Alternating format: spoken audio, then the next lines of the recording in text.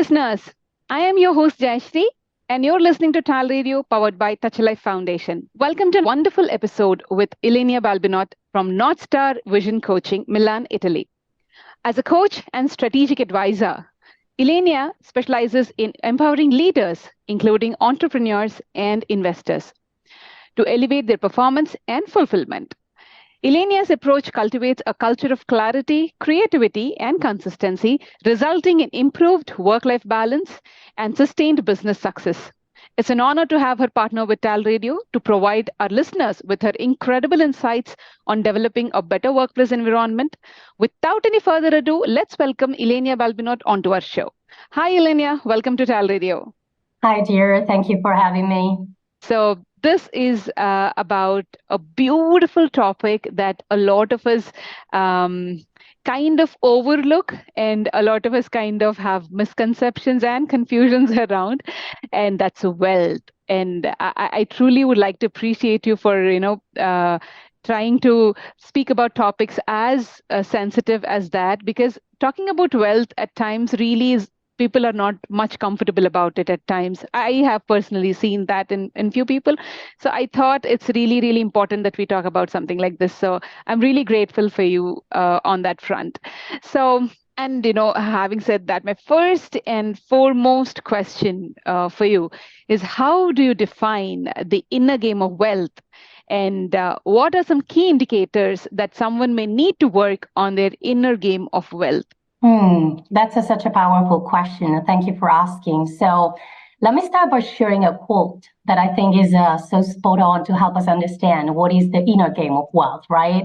In Neville Goddard's words, man's world in its every detail is his consciousness outpictured. And so your environment and your overall experience reflects that which you are in consciousness. So in my definition, if you want to change something that you are seeing and experiencing in the world, you have to look inward and tend to your own inner world and do the deep inner work that can elevate and expand your consciousness. That's the reason why in order to play the inner game of wealth, you first have to start with elevating your inner game so that you can create the level of financial abundance, satisfaction, fulfillment, and joy that you want. And you do that by focusing on elevating your perspective, your energy, your emotional state, your understanding of what is holding you back, of who you really are, of what you value, what you stand by being authentic with your desires and your willingness to act in a way that will bring you closer to your desires. So in essence, you can move towards a self-mastery and self-actualization by being really intentional in your journey of self-expansion. See, the way I see it is that when you understand that in order to accelerate business results, you have to elevate human potential. When you want to grow your company, you have to grow your leadership, because business development is ultimately personal development.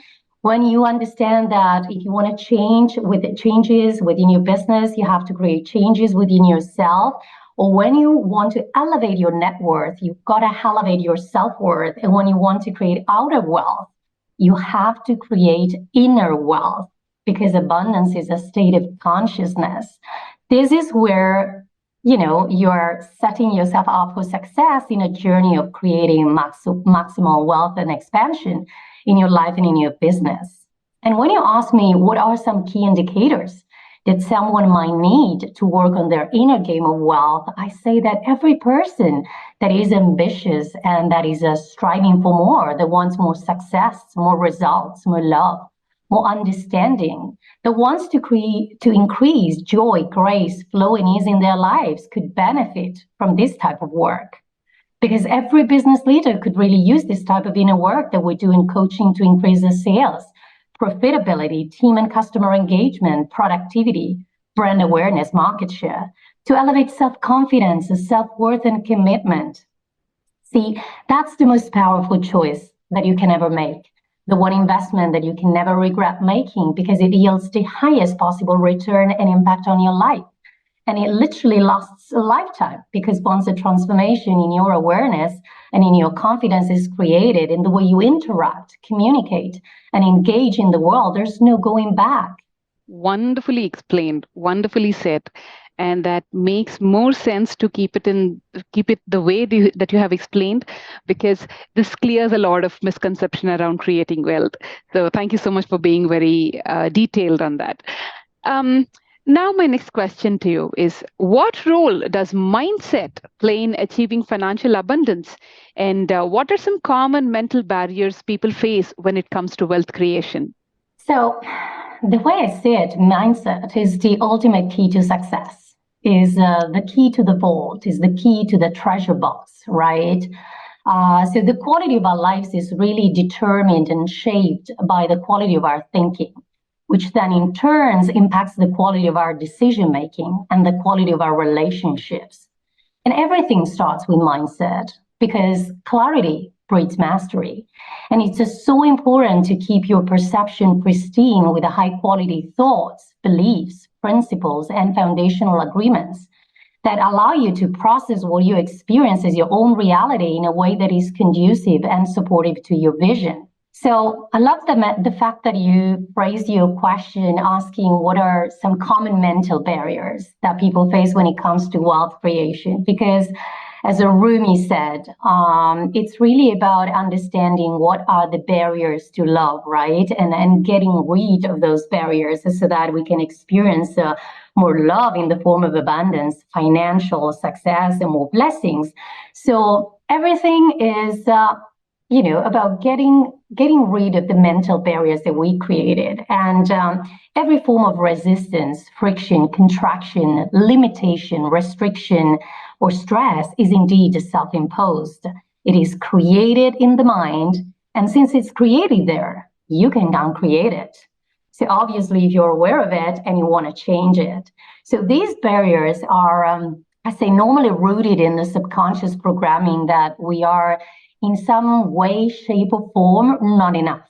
And therefore, we are not deserving of or worthy of something to happen. So this happens when the self is not giving itself permission, is not allowing something important in its energetic field. And in terms of, I say, thinking and behavioral patterns, this shows up as self-betrayal, self-neglect, self-judgment, self-doubt, self-abandonment, self-rejection. I say self-sabotage mechanisms that keeps your desires and vision at arm's length. But that's the good news, is that it is something that can be addressed. And this is what I do with my clients every day. These people are high achievers that need help with untangling their thoughts and creating clarity on how to move forward in a way that is more effective and impactful, more clear, simpler, and bolder. Because trust me, no matter how successful and accomplished people might be, we're all dealing with loads of disempowering thoughts, beliefs, assumptions, interpretations, stories, attachments, and fears that sometimes are so deeply ingrained that we're not even aware of them. And this is where performance coaching becomes essential, really. Wonderful. Now, I want to ask you the biggest question I can say. What is wealth? How do you define wealth? Well, I love the fact that you asked, because I sense that so many leaders, so many people want wealth. They ask for wealth. Sometimes they stress and obsess about creating money, creating financial abundance for themselves and their loved ones. But what I notice most of the time, they haven't really clearly defined what wealth means for them, and what a rich life really is all about, right? So when we talk about performance, fulfillment, or satisfaction, we can't really be or feel satisfied or fulfilled with certain achievements or with reaching certain financial goals if we haven't first clearly defined and assessed what is our own definition of wealth. And so when in language you don't have clear words to define something, you're really setting yourself up for confusion, hesitancy, ineffectiveness, because you've not given enough specificity to your desires. And consequently, your mind, which is a very sophisticated tool to help you, will find it hard to give it to you, whatever it means to you.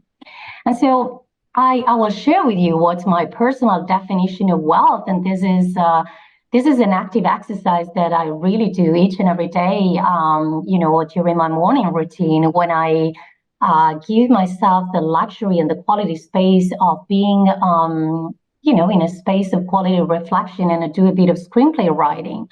So for me, wealth means loads of different things. It means health, it means freedom, it means adventure, it means expansion, love, big time, time and wisdom. So wealth is quality perception, for example, being able to look around and be grateful and appreciative to the present moment for the possibility of stillness, joy, and peace of mind that is providing right now. Even at this very moment that we are co-creating this beautiful interview that potentially can inspire and impact our listeners for the greatest good. And wealth is vitality, is vibrancy, is aliveness, is movement. The very fact that I woke up this morning, you and I woke up this morning with a body that is strong, that is fit for service, that is ready for a nice walk in the park, which I will take right after the interview, means that I am rich, that we are inherently rich. And personally, I'm committed to honor this wealth by treating myself and my body as an unavoidable priority and exercise regularly. Wealth for me is having a morning routine, being able to devote the first couple of hours of my day, each day, to my own nourishment, meditating, journalizing, visualizing, creating that kind of a highly conducive emotional state that will help me serve my day and support my clients to the best of my ability. It makes me feel so blessed and rich. Like I'm almost too blessed to stress, right? So what else? Wealth is full self-expression. I'm always in reverence of language and the exquisite opportunities that we are given as human beings to craft messages that can elevate and inspire. To have as tools for creation words that can create worlds, and to use a voice to channel messages that can move humanity forward. Family is wealth. Your immediate family, your extended one, your support systems. Wealth is the possibility to forge and nurture strong, deep, and meaningful connections and partnerships. Is the possibility to carve your own path, to shape your day and your future by design and not by default. Wealth is the possibility to slow down in order to speed up, to be more mindful and present, to come from a place that is grounded and rooted in full worthiness and full deservingness. Wealth is the possibility of loving your life a little bit more every single day. I say that choice is wealth. Having a clear set of values that you stand by is wealth. Having clear boundaries and honoring them is wealth. The possibility of cultivating a strong sense of self and belief in who you are, that's wealth. The possibility that I have each day to tap into my own genius and unleash my creativity and express my unique perspective, what is in my heart and what I feel might be most supportive for others. It's wealth for me. The possibility of becoming more of who we are destined to be, to evolve and expand into our highest self. This is the most impactful definition of wealth for me. See, when you are consciously channeling your attention in the direction of what it is that makes you wealthy, you understand that wealth, abundance, is not just financial success. It's much more than that. It's a state of consciousness that is available, that is right there. Like literally, we're always one choice away from a totally different life, because it's something that is available to us and that we might want to connect and tap into, because it's your birthright to be rich and to be wealthy. And you are so rich already. I don't know if you're familiar with, with the quote, they say success breeds success. So when you understand that you're not really a newbie in this game of wealth, like you're not a beginner, you're actually very experienced, because there is so much wealth that you are already benefiting from, that you are already, integrating every day when you are weaving, more richness into the tapestry of your life. That is when your perspective, I believe, shift. And yes, you want more and you will create more. That's amazing. But you can only do that when you first connect and plug into this state of abundance, because you cannot multiply what is not there already. Let's say if you're coming from a state of perceived lack, for example, which is what happens most of the time to all of us in different seasons of our lives. And we haven't even talked about the possibility of unlocking your full potential here. So using your talents and your gifts that are uniquely yours to create something that is relevant, joyful, meaningful, and impactful. First for you, because your ultimate purpose is joy, and then for humanity, for your family, for your community, for your team at work, and whoever is impacted by your presence and by your examples. So I think that remembering that you're not a beginner at this game and that you got this, like this is what you are really destined to do. And so this is a beautiful game that you get to play. And each and every day, breath by breath, and a feel-good decision after feel-good decision and thought, you can improve that and elevate that. I think this is expansive, and that helps you a lot in creating everything that you set your mind to create. Fabulously explained. And this gives an amazing, befitting reply to everybody who thinks wealth is finance. Nothing beyond that. So this is a wonderful response to my question. And I am extremely happy for the way you have articulated this in such wonderful words that makes it much more easier for people to understand and relate to. So beautifully said. So in that sense, I believe most of us are actually wealthy, but do not really notice that. So it's important that we realize our wealth. Wonderful. And having understood that, Ylenia, there is one last question that I would want to ask you about. You have definitely touched upon the mindset and the mental barriers people usually come across. But then, could you give us a detailed explanation or a bit of tips or techniques where one can use to cultivate a wealthy mindset?